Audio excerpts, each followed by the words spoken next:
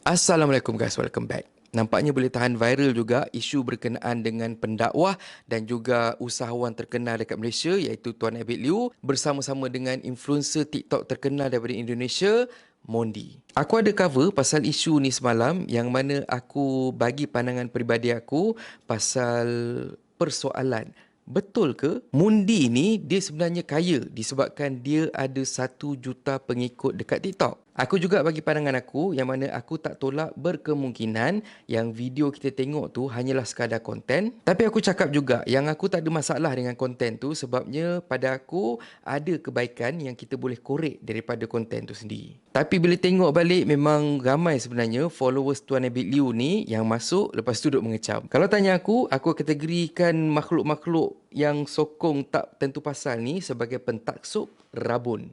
Ya, kau punyalah bangang sampai kau sendiri pun boleh tak faham apa yang orang cuba sampaikan kat dalam video tu. Dan kalau tengok dekat ruangan komen dan juga dekat media sosial yang lain, ramai netizen sebenarnya yang agak tertanya-tanya dan juga agak pelik. Kenapa Tuan Abid Liu dia bawa balik Mondi ni ke Malaysia? Sebab selalunya kalau kata lepas bagi sumbangan dekat sesebuah tempat, sesebuah negara, Tuan Abid Liu akan terus balik meninggalkan kenangan dan juga video. Makanya adalah seorang individu ni yang tampil dan bagi penjelasan bagi pihak Tuan Abid Liu yang mana dekat dalam satu video individu ni yang dikenali sebagai Derry Sulaiman bagi tahu dekat netizen apa punca Mondi datang ke Malaysia dan macam mana pertemuan Tuan Abid Liu bersama dengan Mondi dekat Indonesia dulu. Teman-teman semua Malaysia, dengarkan baik-baik. Saya orang Indonesia, saya tahu bagaimana kehidupan Mondi sebelum jumpa Ustaz Abid Liu. Ya, memang dia viral, tapi kita salah, kita di Indonesia, kita tidak support dia. Kita pikirkan bagaimana hari-hari dia. Memang pernah dulu dia hadir di podcast beberapa account yang juta-juta orang sehingga followers Mondi bertambah banyak. Tapi kehidupan dia kita tak tahu. Justru Ustaz Abid Liu lah yang Allah hantar dari Malaysia yang care dengan Mondi. Dia jumpa, itu bukan settingan, jumpa tidur di pinggir jalan. Ya, saya tahu. Allahu Akbar, takbir, Masya Allah. Jadi teman-teman jangan tebar fitnah tentang Mondi ke Malaysia. Memang Ustaz Abid punya idea supaya jaga dia supaya terjauh dari lingkungan yang merusakkan dia. Supaya di Malaysia bisa belajar agama, di Malaysia bisa dapat usaha, dapat perbaikan ekonomi, ya, begitu. Dan supaya di Malaysia juga jumpa jodoh yang soleh. Ya, hari-hari isteri saya tolong ngajar Mondi. Ngajar solat, isteri saya ajar Quran. Kamu ni ya? Ha.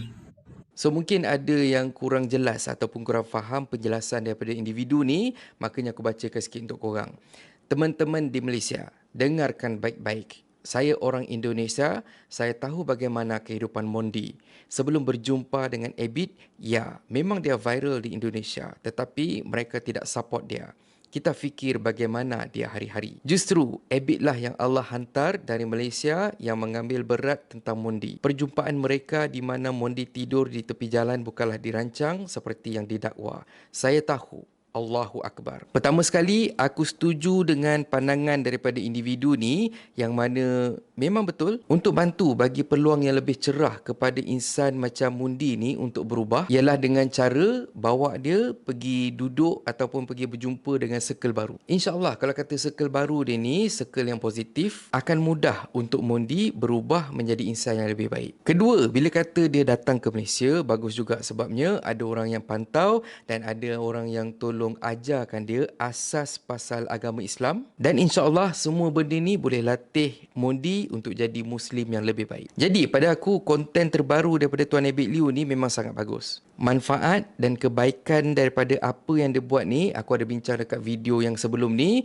so korang boleh tengok ataupun insya-Allah aku akan pin dekat ruangan komen. Aku cuma harap memang betul Tuan Abid Liu buat konten ni untuk bantu bentuk kepribadian Mondi ke arah lebih Islamik dan bukan ada tujuan berselindung yang lain. Anyway, memandangkan ada ramai penyokong daripada setiap penjuru yang datang untuk tengok video ni, aku ambil kesempatan ni untuk bagi nasihat kepada korang semua. Korang tak payah nak taksub sangat kepada seseorang individu ni sampaikan korang sanggup mencaci, merendahkan dan juga menghina orang lain, seolah-olah insan yang korang idolakan tu, tak kisah yang mana pun, merupakan orang yang sangat-sangat suci dan tak ada dosa langsung. Malah tak pernah melakukan kesalahan di dunia ni. Kita semua, aku, kau punya idola, tak kisah sesiapa pun, semua ada kesalahan ataupun semua ada khilaf masing-masing. Tak boleh nak komen, tak boleh nak kritik langsung. Terus masing-masing koyak rabak, diibaratkan macam kata korang ni semua duk tidur 24 jam dengan idola korang tu. Kita menyokong kerana kebaikan. Kita bukan menyokong kerana kita taksub kepada makhluk Tuhan.